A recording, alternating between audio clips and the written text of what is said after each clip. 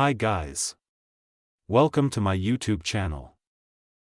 In this video, you get the NETGEAR Nighthawk RS280S Wi-Fi 7, BE9200 router setup with using the Nighthawk app. Let's start the process. Use the Ethernet cable to connect the modem to the yellow Internet port on the NETGEAR Nighthawk router. Connect the power adapter to your router and plug the power adapter into an outlet. The router's power LED lights solid white when the Nighthawk router is ready. Download the Nighthawk app on your smartphone. After download, install the app. Now, open the app and click on Router Not Setup button. Then click on Get Started button.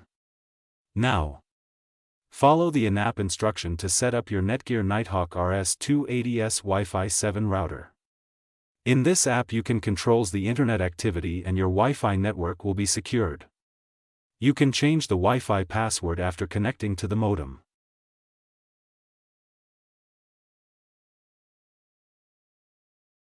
It will provide parental control, guest Wi-Fi network, and you can also check the internet speed. If you are facing any trouble to setting up your Nighthawk router device, then you can reach us. Thanks for watching.